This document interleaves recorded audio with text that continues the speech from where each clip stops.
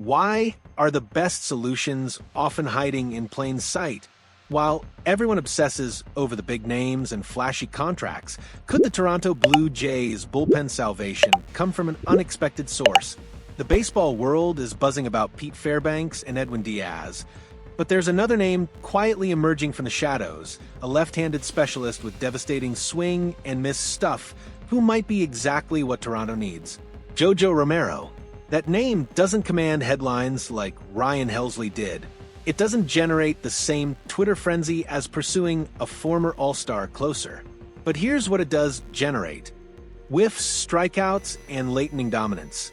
And after watching their championship dreams evaporate in the ninth inning, the Blue Jays need results, not just reputation. The Toronto Blue Jays haven't just been busy this offseason.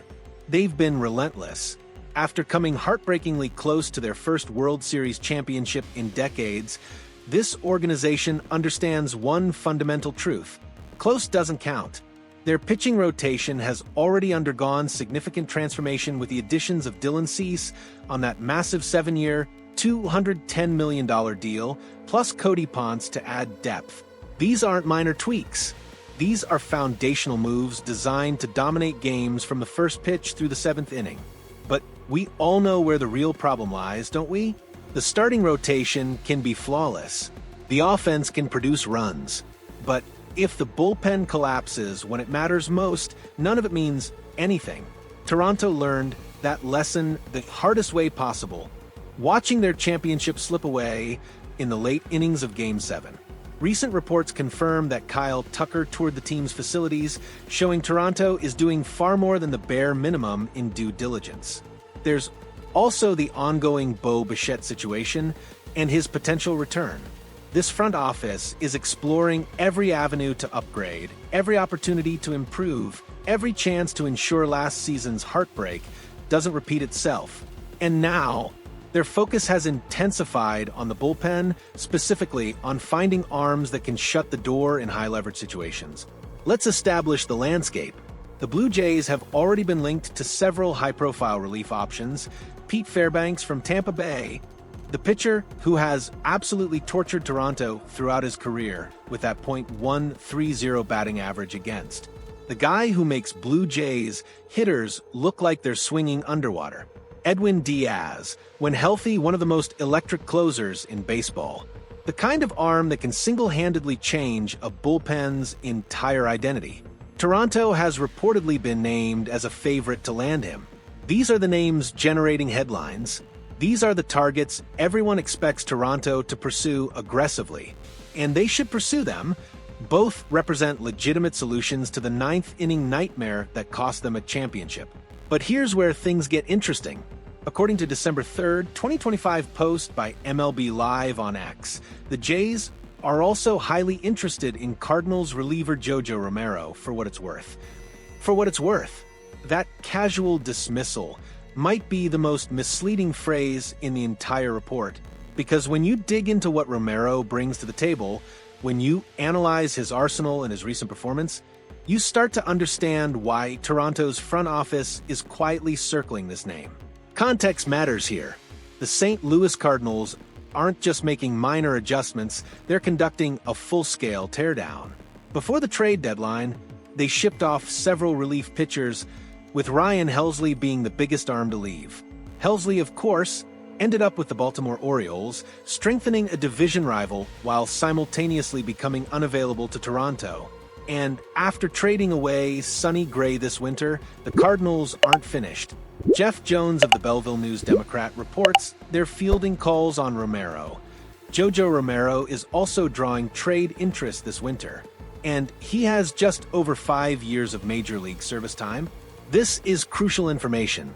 Romero isn't just available, he's actively being shopped. The Cardinals are rebuilding, which means they're motivated sellers. That gives Toronto leverage in negotiations that they wouldn't have with a team trying to compete. Other insiders have Romero prominently featured on their trade candidate lists. Jeff Hoffman included him in his list of 15 more who could move among the top 25 trade candidates for this offseason. MLB Trade Rumors has Romero on their list of 40 trade candidates, specifically noting he's heading into his final season of club control on a team that's obviously embarking on a rebuild. Translation: the Cardinals want to move him before they lose him for nothing. That's the kind of situation where smart front offices can extract tremendous value. Now, let's talk about what makes Romero special. Why should Blue Jays fans get excited about a 29-year-old lefty who hasn't been a household name? The arsenal. Romero relies primarily on his slider, sinker, and changeup. He also mixes in a four-seam fastball and rarely deploys a cutter. On paper, that sounds like a standard relief pitcher's repertoire, but it's the execution and the results that separate Romero from the pack. Brooks Baseball has exceptionally high praise for the lefty's four-seamer, stating it generates an extremely high number of swings and misses compared to other pitchers' four-seamers, has heavy sinking action, and has well above average velo. Read that carefully. Extremely high number of swings and misses. That's not just good, that's elite. That's the kind of pitch characteristic that translates directly to success in high-leverage situations. According to Savant, Romero threw his four-seamer only 59 times in 2025 and 91 times in 2024. He's using it sparingly, which means when he does deploy it, hitters aren't prepared for it. It's a weapon he can pull out in crucial moments to generate the swing and miss he needs. But here's what really matters: the results. Let's examine Romero's 2025 season, because the numbers tell a compelling story of a pitcher who figured something out down the stretch. Romero didn't step into save opportunities until the final 2 months of the regular season. But when he did, he was absolutely dominant.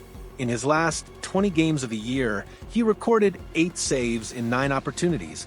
That's an 88.9% conversion rate in his first extended opportunity as a closer.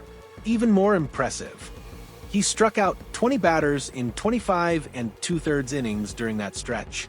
That's a strikeout rate that would make any closer envious. For the entire 2025 season, Romero finished with 2.07 ERA, 1.25 WHIP, 55 strikeouts. Those aren't just solid numbers. Those are elite relief pitcher numbers. That 2.07 ERA would have ranked among the best closers in baseball. That strikeout total demonstrates consistent ability to miss bats when it matters most. And here's the kicker. Over the 2024 and 2025 seasons combined, Romero has collected 54 holds in 130 games. That's a pitcher who has consistently been trusted in high-leverage situations, who has consistently delivered in setup roles, and who has proven he can handle pressure. Section 6. How Romero fits Toronto's needs 8 to 9:30. So, where does Romero fit in Toronto's bullpen puzzle? There are actually multiple scenarios where he makes perfect sense. Scenario 1. The new closer, if the Blue Jays acquire Romero, he could immediately step into the closer position. His late-season performance as a closer for St. Louis proved he can handle ninth-inning pressure. This would allow Jeff Hoffman to move into a different role, perhaps as a setup man where the psychological weight of closing wouldn't be as crushing after his World Series implosion. Think about the mental reset that would provide. Hoffman wouldn't have to face the demons of that Game 7 collapse every time he enters in the 9th. He could rebuild his confidence in the 7th or 8th inning, still contributing to the team without carrying the burden of being the closer who blew the World Series. Scenario 2. Elite setup man. Alternatively, Romero could slot in as Toronto's new high-leverage setup arm. With Seranthony Dominguez parting ways from the Blue Jays, they desperately need a lefty bullpen option for late-game scenarios. Romero's 54 holds over the past 2 seasons prove he's comfortable and effective in that role. He could be the bridge from the starting rotation to whoever closes games, whether that's Hoffman, Fairbanks, Díaz, or someone else entirely. The lefty advantage, here's something that doesn't get discussed enough. Toronto needs left-handed relief options. Modern baseball is all about matchups, and having a dominant lefty who can neutralize left-handed hitters in crucial moments is invaluable. Romero gives Toronto that flexibility. He's not just a one-dimensional closer. He's a versatile weapon who can be deployed in multiple high-leverage situations depending on the matchup. Here's what makes the Romero pursuit so intriguing.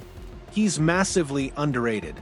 While everyone focuses on Fairbanks and Díaz, and those are legitimate, exciting targets, Romero represents something different. He's the value play, the under-the-radar acquisition that championship front offices specialize in.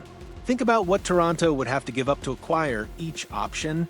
Pete Fairbanks, multiple prospects, significant financial commitment, bidding war with other teams. Edwin Díaz, massive contract, injury concerns, enormous expectations.